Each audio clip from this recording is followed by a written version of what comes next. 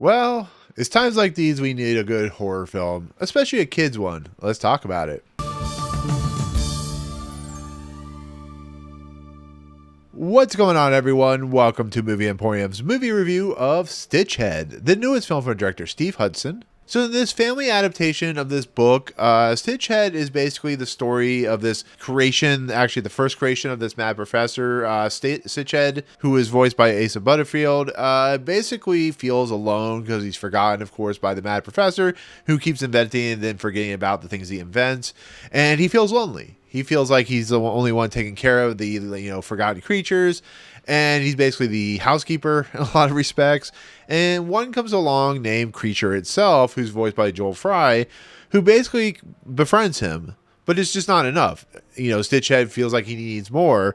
So what ends up happening is a carnival, a freak show comes into town, and the lead ringmaster basically discovers Stitchhead and wants to use him in his freak show, I guess you could say. So basically, in the process, Stitchhead agrees, and it's basically a story about finding who you are, what you are, finding people in the places that you don't think they are, and just finding out who you are and the people you care about in a lot of respects. So it's a story that is very much a tale as old as time, and one that seemed interesting from the trailers at least. So Guy Bass is a writer I don't know much about, to be fairly honest. I don't know much about this story. It's pretty popular from what I hear, but it's not something I'm very much aware of because it came way past my time. But the trailer looked interesting. I love stories about, people discovering who they are, trying to find their place in the world. They're very much stories that are timeless, I guess you could say. And then, it has a pretty decent cast. It has Asa Butterfield, Joel Fry, Tia Bannon plays the kind of friend of course, Stitchhead. And it has a bunch of other people you may or may not have heard of. But it very much is like a lot of animated stories and a lot of animated movies. It seems like it was being kind of thrown out there, as a Halloween fair more than anything. It wasn't getting a lot of,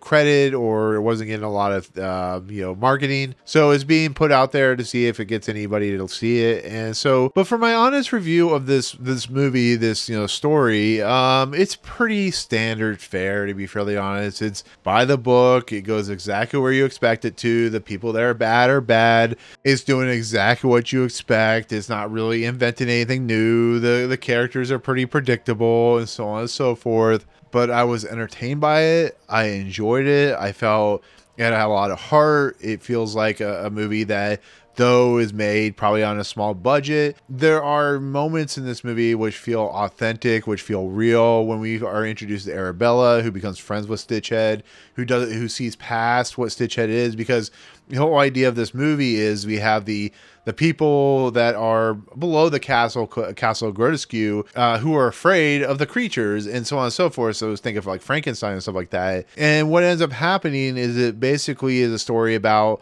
how they have to work together and be accepting of one another. Those stories of people who, because you're different and you're not of the norm, that automatically makes you a freak and stuff like that. Have you ever seen Freaks? It's a similar type of nature when it comes to the storytelling. So therefore, it's that type of movie, but it feels authentic. It feels heartfelt. It feels, Steve Hudson and Guy Bass and the people that worked on this movie feel like they were really committed to making a really fun and entertaining film with a good message. And that's kind of all you really need out of it. It doesn't, like I said, it doesn't invent the wheel. The animation is okay for what it is. But if you're looking for some fun family entertainment for the holiday season, especially Halloween, I think this is perfectly fine. You have Stitchhead, you have Arabella, you have Creature, who is, feels that he's good friends with, Stitchhead. You have, the Carnival Barker, Fulbert Freak Finder, who is very much what you expect. There is nothing new, nothing inventive about this movie, but the message that is portraying is good for kids about accepting different people and different worlds, and not everybody's the same. So it's a unique tale for that, but it's a good-hearted story. It really is. It's a fun-hearted story. It doesn't insult your intelligence. It just tells a very atypical story with a lot of the same moving parts and pieces that you know and seen before, and it doesn't really invent the wheel, like I said.